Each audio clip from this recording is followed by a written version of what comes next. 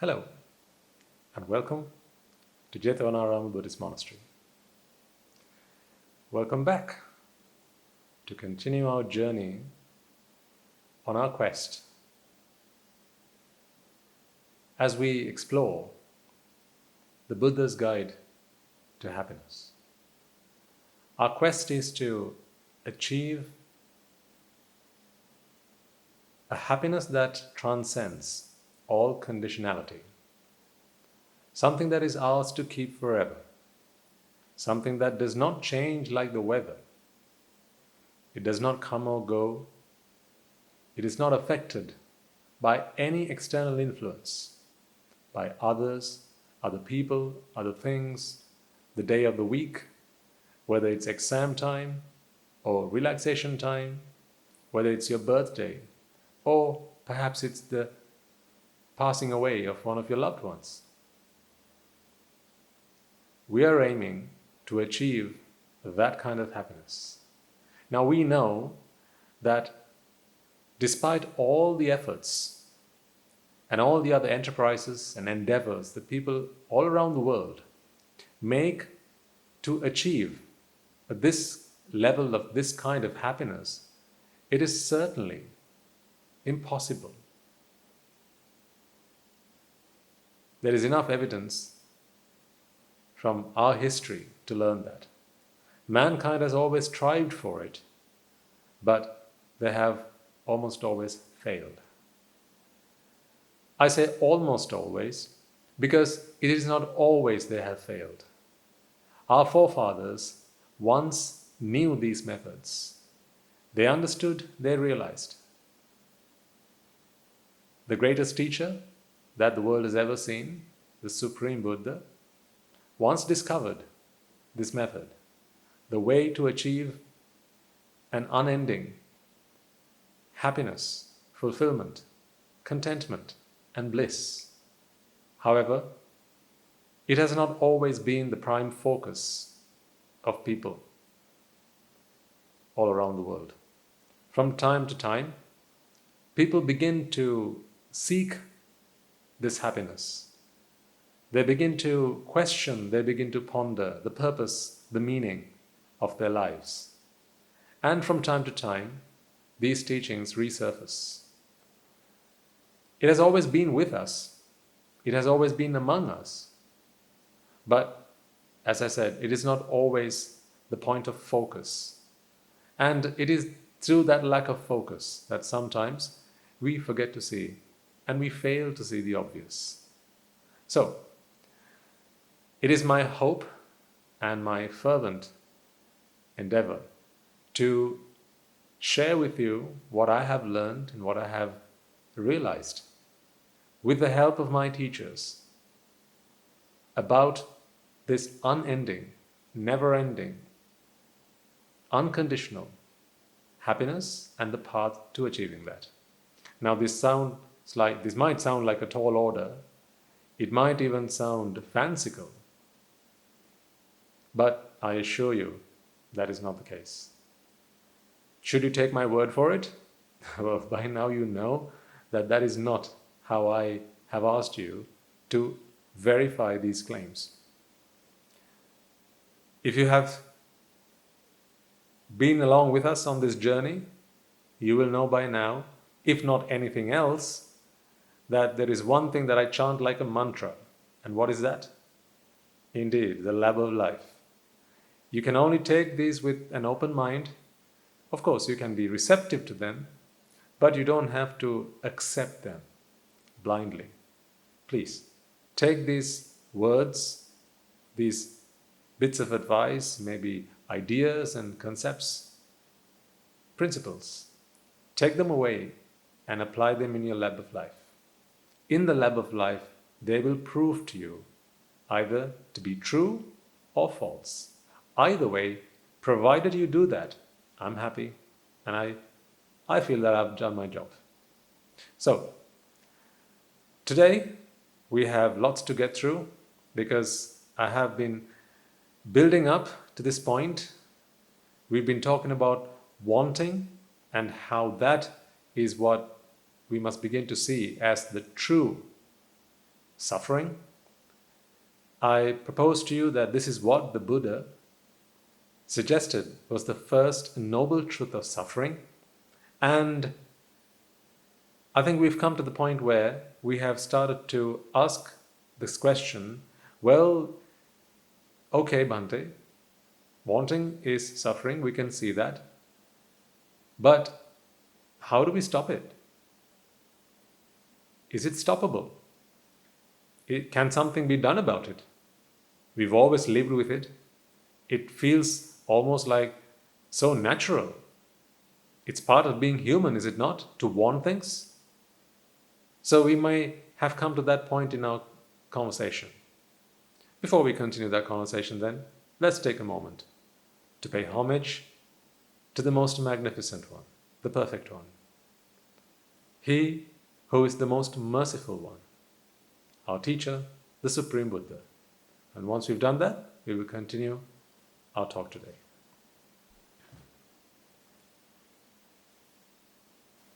Namo tassa bhagavato arahato samma sambuddhassa. Namo tassa bhagavato arahato samma sambuddhassa. Namo tassa bhagavato arahato samma sambuddhassa. I'm quite pleased about the fact that we have some very inquisitive and very intelligent listeners.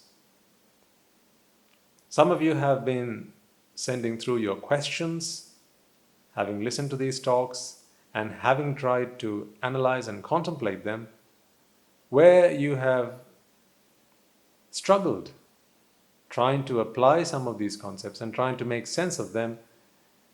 You have been ambitious enough to send them through as questions, either through our YouTube channel or perhaps through other means. Our team at the monastery, who keep an eye out for that and who manage our social media channels and so on, they have put these questions forward to me and have asked that I address as many of them as possible as we go along. And I'm more than happy to do that. Now, one of the questions that had come through, which was very interesting, goes something like this. So, it was something along the lines of, Bhante, you talk about pleasure as being something that is experienced, a feeling that is experienced when the mind is relieved of vexation. So, vexation being an expectation or the feeling when you want something, that makes total sense. So, these are the words that, it is my interpretation of the problem that was put forward. But what about when we experience pleasure without having expected something beforehand? What about then? How can you say that pleasure is relieved from vexation when there was no expectation or vexation for that prior to the experience? And I think in the question there was an example put through as well. And I can share with you a number of other examples as well. So I think in the question, the example that was sent through was, what about, for instance, when you get to listen to a piece of music, just off by chance, and you weren't expecting to listen to it. Let's just say you were going somewhere and you were passing a record bar and you hear them playing some music and it sounds quite nice. Or let's just say there's a new song that has just been released, a new album, a new song, and it's a brand new artist. It's their debut album, you've never heard them sing before, and it's a new song. And you hear it and you go, wow, that is beautiful. What a lovely song that is. So how then can you explain this, Bhante, as being relief from vexation when I had absolutely no expectation to listen to that particular song. I had absolutely no vexation for that. Good question, isn't it? I can give you some of my own examples. How about, let's say you go home to you go to visit your grandmother, and she's baked something, she's made something, she's cooked something for you. It's a surprise. You'd never tried it before. It's a new recipe that she's just tried out, and she offers it to you, and you take a bite of that, and you think to yourself, oh my God, that is the most delicious thing that I've ever tasted. So now, when you apply the principle in the lab of life, you come across this problem. I had no expectation of that. It was not an item of food or a delicacy that I was expecting to experience or taste or have. It was something completely out of the blue. I wasn't expecting that. So if expectation is synonymous with vexation, then clearly I had no vexation for that. So Bhante, how can you say that pleasure that I just experienced was a result of that? Yet another example could be, you get a surprise gift. Maybe it's your birthday or some other occasion, and one of your loved ones, maybe someone in the family, maybe a friend, gives you a gift. And how does that make you feel? You feel really happy, you feel really pleased about that. But there was no expectation. Maybe you bump into an old friend in the market, and you had no expectation to see them. It was not like you knew it was going to happen and you were waiting, counting down the days. So how do you explain that? A splendid question, don't you think? Well, what do you think is the answer then? How would you explain that? See, by now, I expect you to try and grapple these questions and try and come up with your own answers. Because I find that really interesting. Because if the principle is true, then whenever we try to explain something using that principle, we have to be able to come out with a fair and reasonable explanation, a just explanation. Because if we cannot, then one of two things has to be true. Either the principle is incorrect, it's flawed, or we haven't fully grasped the principle as yet. So how does it work? What do you think?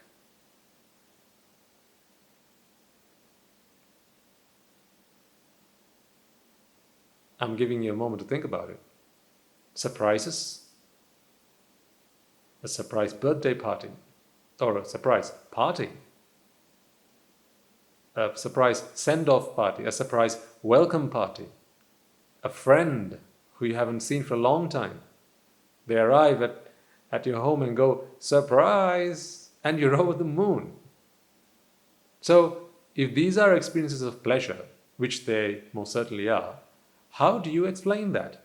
Through the principle that we have just discussed, that is, pleasure is an experience that we go through, we experience. It's a feeling that we experience when vexation is relieved in the mind. How do you explain that? Let me ask you a question to help you gather your thoughts around this. Have there never been occasions when a surprise wasn't a pleasant surprise?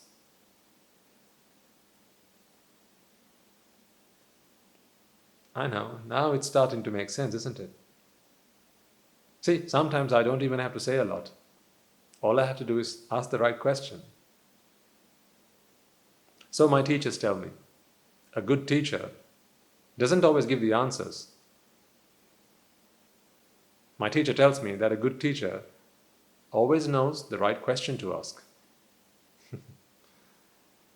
So, have there never been occasions in your life where someone's given you a surprise and you didn't like that very much? It happens all the time, doesn't it? Say, for example, there's someone you really don't like. Maybe they don't know that. Who? Now it gets a bit difficult. You don't like them, but they don't know that. And they want to give you a surprise by turning up to your birthday. So you didn't invite them, and that was deliberate because you really didn't want them around. It's not the kind of person you want to hang around with. It's just not your type. So you didn't invite them. But they decided to invite themselves. And they turn up and go, surprise! And now you have to put up a false smile on your face and go, how? Yeah, nice to see you. Yeah, I knew you would turn up. Is that a pleasant surprise?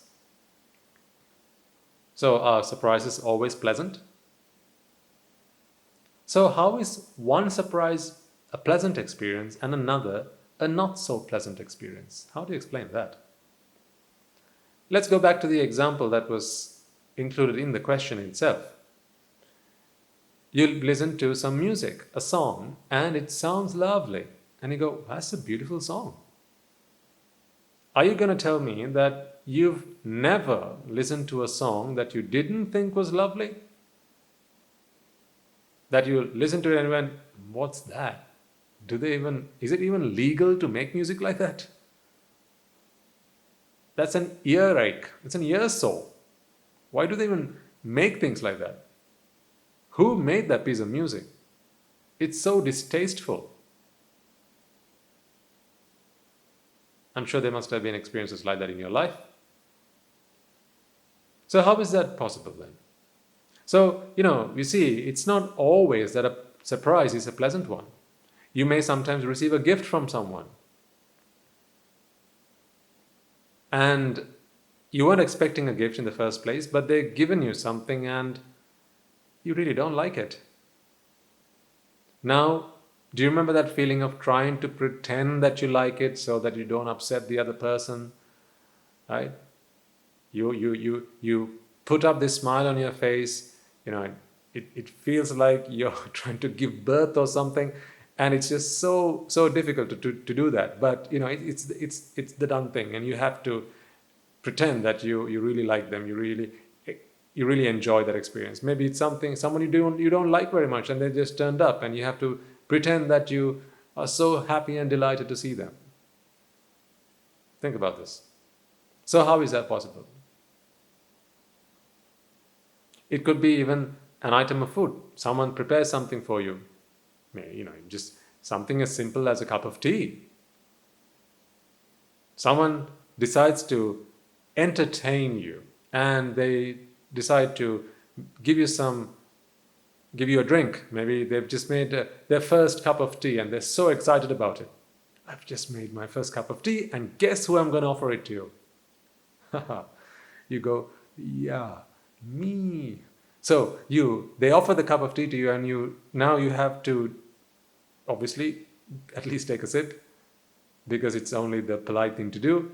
And you take a sip of it, and let's just say, you've had better. Now that's a surprise. You weren't expecting that. But it was not a pleasurable experience. It was a disappointment. So how does that work? Here's how it works. It's not always you are aware. Okay, so listen to these words carefully, because to understand this, I need you to pay really close attention. It's not always that you are aware of all the things that you want. Now, let's take the example that this person had sent through as part of their question, listening to a piece of music, a song, okay? If someone were to ask you, what kind of music do you like? Most all of you will have an answer, won't you? Some might say, I like classical music. Others might say, I like rock music, I like blues, I like piano, I like, all sorts. You'll say what kind of music you like, what genre.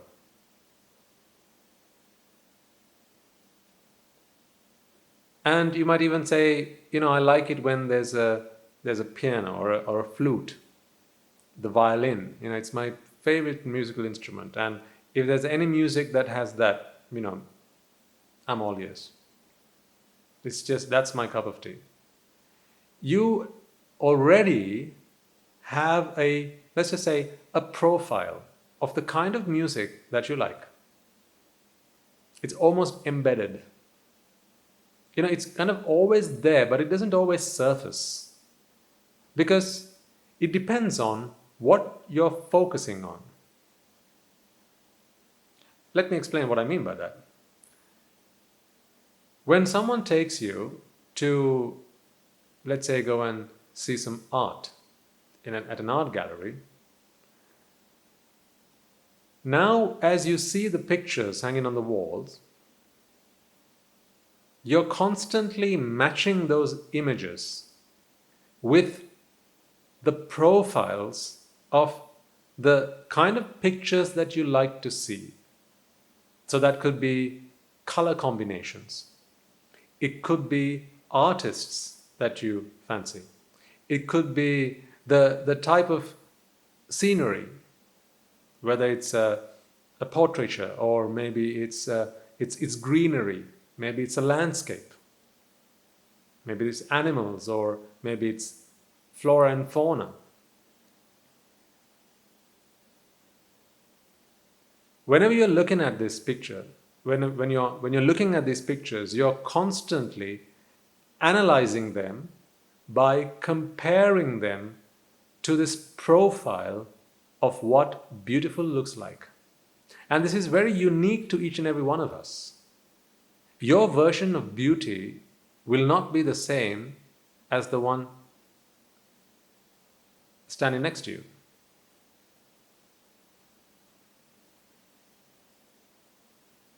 It'll be unique.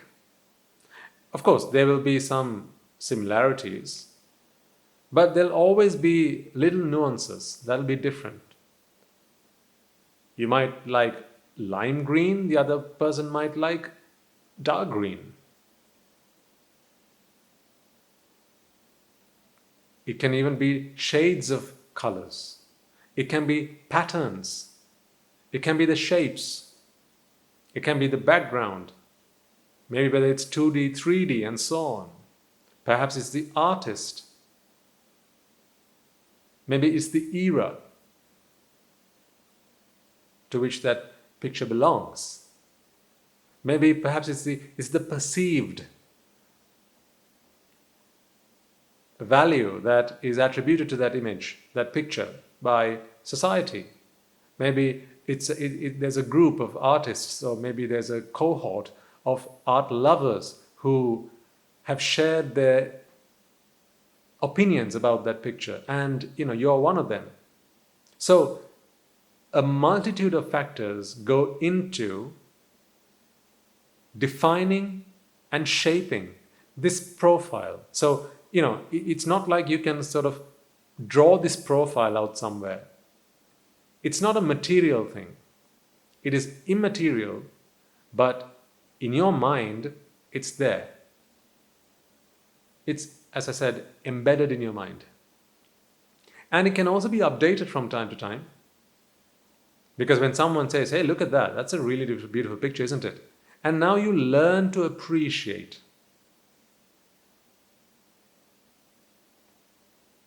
I think you'll be familiar with what I'm talking about here. It's a learned taste, you may have heard. So learned taste doesn't necessarily have to be with the tongue. It can be with the eye, the nose, the ear. You can learn to appreciate. Think about it. As a kid, perhaps maybe art was not your thing. But perhaps today, you're an avid art collector. As a kid, you just didn't fancy them, you didn't like them. But then you were in that sort of crowd. You were thrown into a kind of society and you were introduced to people who appreciated art, and then you began to think like them because you were indoctrinated. So this is not some vile, vicious thing that someone is doing behind your back. Let's indoctrinate them. That's not how it works. This is not brainwashing deliberately, but it is brainwashing at the end of the day. These ideas are instilled in your mind as we go through life. We are the sum product of the people that we associate with. So whatever they like, we end up liking. Whatever they don't like, generally we end up not liking.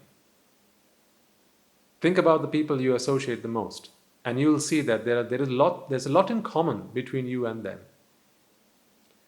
If you change for some reason, then you will slowly begin to disassociate with the people that you are associating with right now, unless they also change with you, and then you will start to hang around a different kind of people,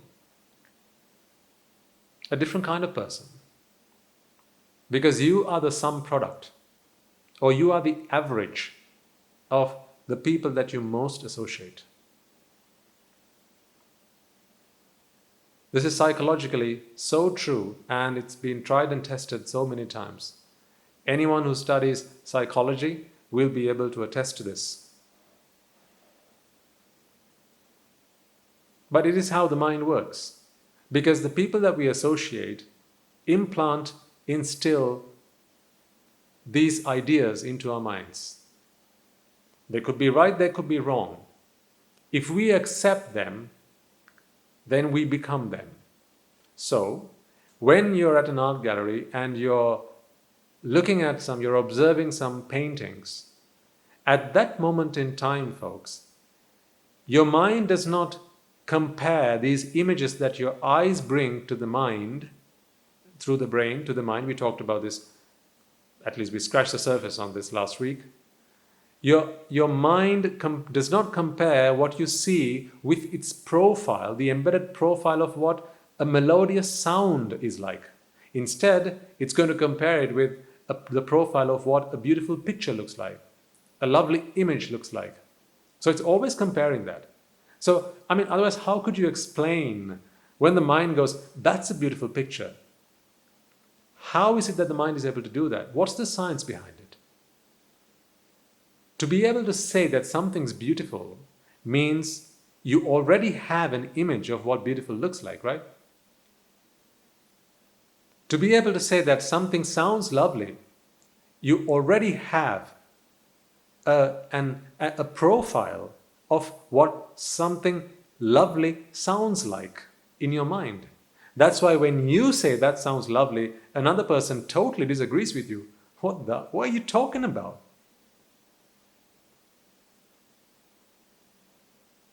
That's rubbish, they might say. Whereas the next person you bump into will go, that is just such a beautiful piece of music. Where'd you get it? Can you please show me where you found it? Can I have it, please? Can you share it with me? See, very different tastes. And you know about this. People have different tastes. And these tastes, let's just say their profiles, are very unique. By unique, I mean, they are very different from one another. The reason I emphasize this point is, you may feel that there's a lot in common. So, for instance, if you go to the theater and, it's a show by a certain artist, a performance by a certain artist, then, you can expect that almost everyone in the audience will enjoy that because they knew what the performance was, they knew who it was from, and therefore they deliberately, intentionally, volitionally turned up to enjoy it. So that will tell you, of course, that they all enjoy the same thing. But if you sum up all the different profiles of everything that everyone likes, or everything that a single individual likes, there will always be differences between that and someone else. Even if it's among twins. One person will like one thing, the other person will like something else. Never in my life have I ever found two people liking everything exactly the same way. There's always going to be at least minor differences. Now, it's not the biggest point here, the fact that we're all different. That's not what I'm trying to emphasize here. What I'm trying to emphasize here is there's a reason why some surprises you find pleasant experiences, whereas some surprises you don't. Whatever that surprise might be, whatever that experience might be, it does not have to be something that you were forewarned or pre-informed. So, it does not have to be that you are expecting that knowingly, but you are expecting it. How? Not knowingly, but unknowingly. Unbeknown to you, it was something you were expecting. At the art gallery, you weren't comparing what you saw with the profile of what a good song sounds like in your mind. However, it may be that at the art gallery, they start playing some music over the PA system. And now, you hear that song. Never heard it before. But at that moment, your mind is focused on that piece of music, on that sound. Because you see, and this is a point of fact to note, the mind can never focus on two things at the same time. People talk about multitasking, but it is not technically possible. The mind works at such a rapid pace that we feel that we are multitasking. It gives us the impression that we are multitasking, but that is only a hallucination. It is not. We do not multitask. The mind is not able to multitask, but the mind is able to switch between tasks at an unimaginably fast rate, so rapidly, but it always focuses on just one thing. That could be a sight, a sound, a taste, smell, touch, or a mental thought. Something you're thinking about without using your five senses. A mental object. So one of these six objects, what are they again? Sight object, a sound object, a smell object, a taste object, a touch object, or a mental object. The mind is always focusing on one of these six things at any given time. Always. Whichever it is focusing on, it's always comparing that to the profile that it has already embedded within itself. Always scanning, always checking to see, is this the kind of thing that brings me pleasure? In other words, the profile that is embedded is the profile of what the mind wants. So what the mind wants is always shaped. It is not fixed. It can be updated. It can be transformed. It can, completely be removed and replaced with something entirely different. It is quite transient. And this profile is shaped and influenced by the indoctrinations that the mind receives from the outside world. It is influenced by what other people say about things. That is why when you hang around people who appreciate a certain thing, a certain person, you will begin to like it or like that person. If you hang around people who enjoy a certain kind of food, then chances are you will begin to like that type of food. Think about it and ask yourself if this is not true. Why do you like the things you like? Why do you not like the things you don't like? And think about the people you hang around with. Your best friend, for instance, why are they your best friend? Do they not like a lot of the same things that you like?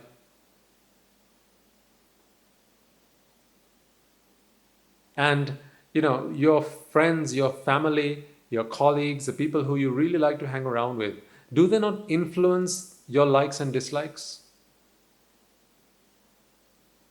Is this not what we see in peer groups?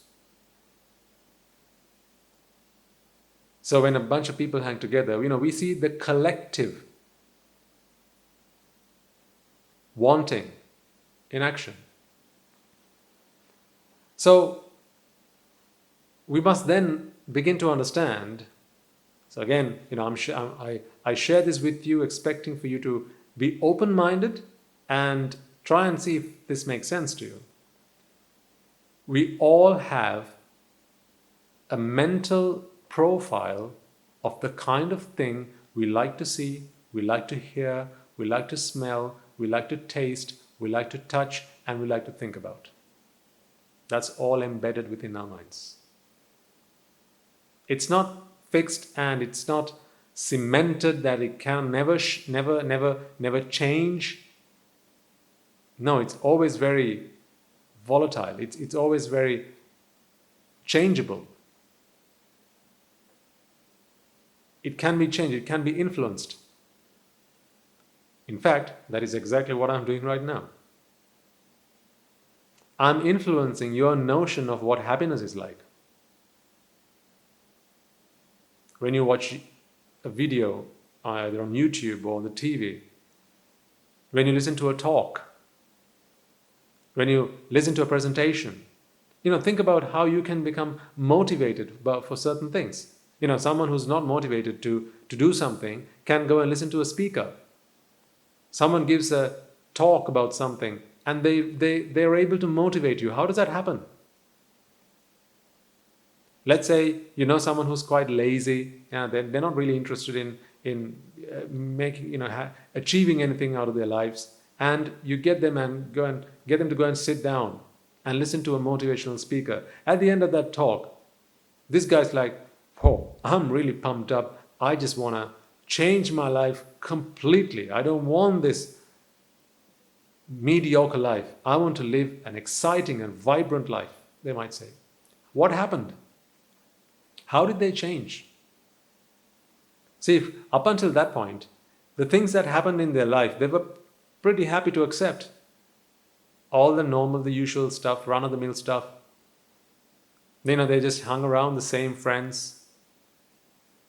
But after listening to that talk, now they've completely changed. Their idea, their notion, their image of what their life must be like from that point forward has changed. Why? Because it has been influenced. It has been shaped, transformed. So you see that this is entirely possible. Now, if that is possible, I want you to consider why that is not possible, why that would not be possible where sight, sound, smell, taste, touch, and other mental objects are concerned. So now, how do you explain? What would you offer as an answer to this person's question? One of our listeners would put through this question, "Bhante, what about when I listened to a song I was not expecting? It was just completely out of the blue, but I really enjoyed it. I thought it was lovely. It was magic on my ears." How do you explain that? Well, the explanation for that is, when you hear a sound, it does not have to be music, because the ear doesn't hear music, the ear hears sounds. We'll talk about that in future episodes. Right? It's the mind that perceives music. The ear is only receptive to sound. Because ultimately, what is the ear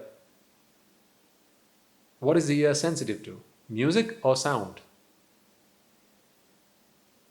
There are the little hairs in your eardrum, on the inside of your ear. And your eardrum is not sensitive to music, but rather it vibrates to various frequencies. Frequencies of what? Music or sound? It is sound. And the cilia, that is on the inside of your ear, they begin to vibrate. And it's those vibrations that send an electric impulse through the auditory nerve to your brain. So this is the mechanism through which your ear works. So the ear does not distinguish, it does not discern music. It does not know what it's listening to. It just functions as a receptacle to sound. In other words, vibrations of air. So the ear it's not possible that the ear can listen to music. It's the mind that perceives the sounds as music. We'll talk about this more in future episodes, and I will show you that this is the truth through various and numerous examples. That is why a piece of sound or some sound to you can just be sound, and it can be music to somebody else. If someone were to speak to you in a language that you do not understand, how is it that you don't know where to break the words or to understand what they're saying, but the person standing next to you who understands that language will be able to tell you exactly what the other person said?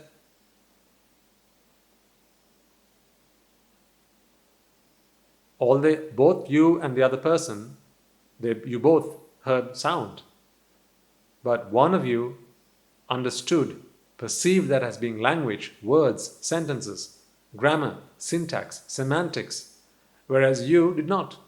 To you it was merely sound. So it's not the ear that made the difference. When you learn the language, did your ear change? Have you got a new ear now? No, it's the same ear. So what changed? Now you're able to better perceive them. It's sound you're listening to, not music or words and so on. So I think that's fairly easy to understand. Coming back to the point that we were discussing, when the mind focuses on sound or sight or smell or taste or touch or a mental object, at that moment, internally is loaded the profile that the mind wants to experience.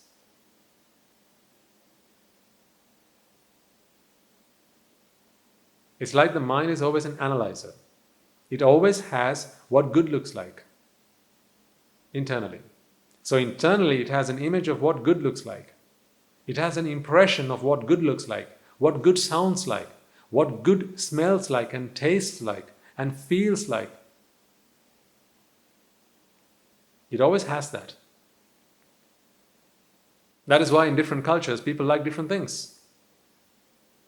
A young child born into this world has absolutely no idea of the sort of cultures that the child's born into. But over time, he or she picks up these things from the experiences that it has, from his parents, teachers, friends, the society that he lives in. What are the cultural values? What is good? What is bad? What is condoned and what is condemned? These are things that the kid learns as he grows up. So in some cultures, for instance, it may be quite polite to shake hands, whereas in other cultures it might be considered quite rude. In some cultures it may be quite polite to give a peck on the cheek, whereas in other cultures that might be considered quite offensive. So which one's good, which one's bad? Why is it then that you are offended when someone does something, but maybe in another culture that is the dumb thing?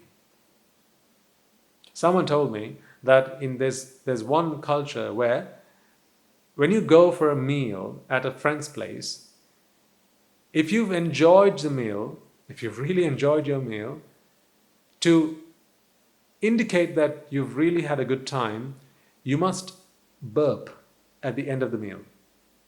Like a full-on loud burp. Not just one, like a series of burps. That's when everyone at home, people who've worked really hard to prepare that meal for you, know that you've enjoyed your meal. Now, you will know that that is not acceptable in other cultures.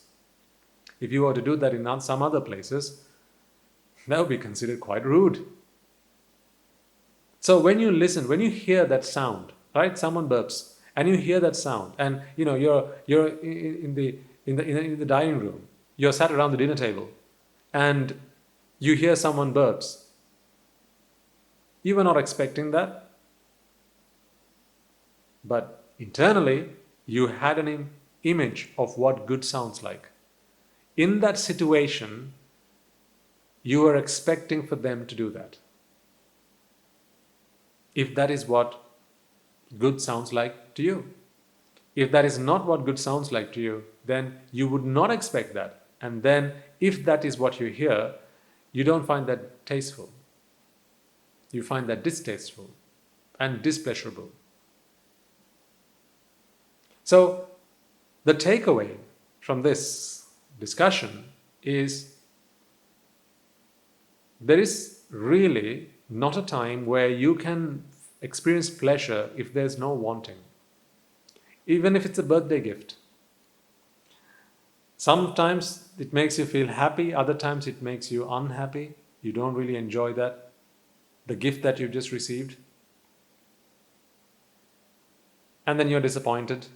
I mean, you've seen, perhaps on YouTube, I remember as a layperson, I've seen plenty of videos, young kids being pranked by their parents.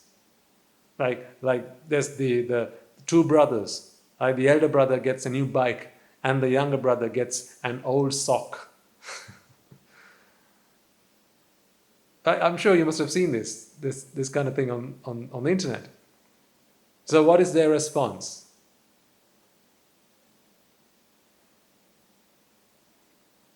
None of them were expecting, or neither of them were expecting a gift. Let's say it wasn't the birthday. It was just, a surprise. And they go, yay, we've got something. And the elder brother goes, whoa, it's a bike.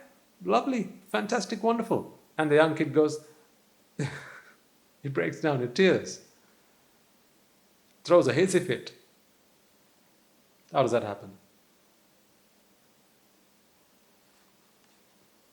Internally, there's always an expectation. The younger brother, in this example, enjoyed that gift because somewhere deep down inside, he wanted a bike. Try giving someone something they really don't like as a gift. Imagine something you really don't like. What if someone were to give you that as a surprise gift? Would you enjoy that? You wouldn't. Now, you might ask, but then what about when they go surprise and that excites you? Well, yes, because people like surprises. People like surprises. Not what you got for the surprise, but the fact that you have been surprised. That people like. Because, people think that if someone likes me, someone loves me, someone cares about me, they will take the effort to give me a surprise. And it is considered, generally speaking, that giving a surprise is something that you do to show affection, love and care. I mean, of course, pleasant surprises. Sometimes a surprise can be quite unpleasant. But a pleasant surprise, if someone gives you a surprise party, a surprise gift, someone turns up, someone you really, really like hanging around with, they do that because they know that makes you feel happy. So because there are two things at play here. One, the surprise itself. And two, what you got for the surprise. Or what you got as a surprise. These are two very different things. So sometimes even if you're disappointed about what you got, the fact that you have been surprised in itself can be a pleasant experience, because it is generally considered that you only give a surprise to someone you like. So the fact that you have been given a surprise is a display, a demonstration of love, care and affection, and that's always something people like. So again, it's something people want. So you see, no matter which way you look at this, you can only be pleased, you can only be happy, you can only experience pleasure. By happy, of course, I mean the conditional happiness here, right? You can only be made conditionally happy, you can only experience pleasure by relieving from vexation. That vexation may not always surface. It could be like embers under the coal. But given the opportunity, when whatever that object comes into focus, then everything good to do with that particular channel surfaces. So let me again explain what I mean by that. If it's a sight that has just been presented to you, then what good sight looks like surfaces in your mind. It does not, it does not pop out of the body or anything like that. It surfaces in your mind. That is how you know that what you've seen is good. That's how you know this. I mean, try showing something to a robot, a computer, scan something. Is a computer going to say, that's a good one? Oh, what's that? That's ugly? No. Why? Because there is no internal impression of what that needs to look like. Because a computer does not want anything. However, you could program it to scan and check whether something is something else. Now you feed information into the computer and say, check whether this is that. And then the computer will give you a response. Passed, failed, failed, passed, and so on. So this is what happens in your mind. We all have a mental impression, a mental image of what we like to see, what we like to hear, what we like to smell, what we like to taste, what we like to touch, and what we like to think about. That is why when you begin to start thinking about something you don't like, you just want to get it out of your head. But it could be a pleasurable idea, thought to somebody else. Why? Because this mental profile, this internal mental profiles are unique. They're very different from one another. Why is that so? It is simply because that is the sum product of all of the influences that you've had, all of the indoctrinations, all of the instilling, all that instilling that you've had from your childhood, shaped at numerous points in your life. Even at this very moment, folks, you're being influenced. Your mental impressions, your mental profiles are being influenced even at this very moment. I am shaping them through these words that I share with you. When you watch TV, your mental impressions, your mental profiles of what good looks like, what good sounds like, what good smells and tastes like are being influenced. So, really, quite literally, you're always being influenced. Except maybe besides when you're asleep. At that point, you can't be influenced. But if you've got your eyes and ears open, these are the two main doors of influence, your eyes and your ears. Because through your eyes, you can be fed information. Through your ears, you can be fed information. New information. New information. New ways of interpreting the world can be fed through your eyes and ears. You can be indoctrinated through your eyes and through your ears. Provided you have your eyes and ears open and they're receiving data from the outside world, chances are you're being influenced. That's not necessarily a bad thing. So you shouldn't now try and keep your eyes and ears closed all the time and go and live inside a deep, dark cave. That is not what I'm talking about. What I'm saying is, this is how the mind works. And provided you're receiving the right kind of influence, it's going to do a great deal of good for you, which I hope is what's happening right now. Your teachers, your parents, a good friend, a noble friend, they can influence you in the right way. So these influences are positive and they're welcome. But equally, negative influences keep coming your way. They can be destructive. They can completely destroy one's world, one's life. This is why all great teachers, including the Buddha, have always recommended associating the right kind of people. Noble companionship, noble association, they have all recommended. Ignoble companionship, hanging around with the wrong kind of people, they have always condemned and admonished. So, that's a long answer to that question, but I hope it has been quite a comprehensive answer.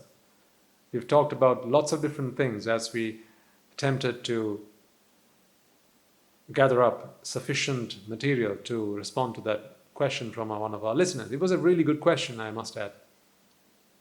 A very pertinent question, and a very thought out question, a very intelligent question. Why is it that when you experience something unexpected, you can still experience pleasure? So what is the answer? It is never unexpected. It is always expected. You just don't know that it's expected. Why? Because your focus is something else. As you're watching TV at home, let's say your mother comes home and she's brought a gift for you. You weren't expecting that.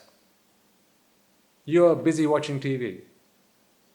But the moment you see that, your mother's walked in, she's got a gift for you, is that not something you like? I mean, do you generally dislike your mother giving you something? No. You like it. And the moment you see that, you scan it internally, and this happens so fast, at incredible rates. No processor is ever going to be able to match that or beat that. It happens at an incredibly fast rate. Many millions, if not billions, of cycles per second of processing power in the mind. It does this analysis in the flash of a second. So the moment you see mother and something in the hand and it looks like a gift, right, that scans your mental profile of what you like for your mother to do for you. You like your mother to give you a gift, don't you? You like anyone to give you a gift, don't you? Right? I mean, you always like that. Let's say mother hasn't brought a gift for you and just someone comes and asks you, hey, if your mother were to bring you a gift, would you like that? What would you say? Of course you're going to say yes. So you have a mental image of what good looks like. And when that really manifests itself in the real world, then it's that comparison that happens instantly. And as a result of that, you are relieved of that vexation. That vexation was always there. It just didn't surface because there was no reason for it to surface. Why? Because your mind was being fed with something else. Whatever the mind was busy with, it was the vexations to do with that were being surfaced and being relieved from vexation. So while you're eating something, your mind is constantly comparing what taste it receives and what the food feels and tastes like with the mental profile of what good tastes and feels and smells like. So immediately if someone plays a piece of music, now the next moment the mind hears that sound and it perceives that it's music. At that moment, as I said, the mind can never interpret two things at the same time. It can only work on one thing. The moment the mind hears that, it kind of loads the profile of what good sounds like. And then immediately there's a match. If there's a match, then you experience pleasure. If there's no match, then it's displeasure. You don't like it. So even when you're listening to a piece of music, ask yourself, you like that because you like that sort of music. That's why, isn't it? There will always be types of music that you don't like to listen to. Won't there? And if you were to listen to that type of music, it could be a brand new piece of music, you're still not going to enjoy it. That's why I said, not all surprises are pleasant. Some are pleasant, some are unpleasant. How do you explain that? In just the way we did. Now, I wanted to continue our conversation about how this wanting comes into being, but I think it was quite useful for us to discuss this question that had come through and to come up with some answers to explain how that works. Because all in all, it has really helped us to further our understanding and comprehension of this idea, this phenomenon of wanting, and how it haunts the mind, and how pleasure is always, always, always relief from vexation. With that, let's conclude for today. Looking forward to speaking to you next week as we'll continue through the remainder of our discussion. But before we conclude, let's take a moment to transfer the merits that we have all acquired, to be grateful and thankful to each and every one of those people who have helped us to get thus far and who have helped us to continue our journey forward as we take these steps forward to achieving that ultimate happiness.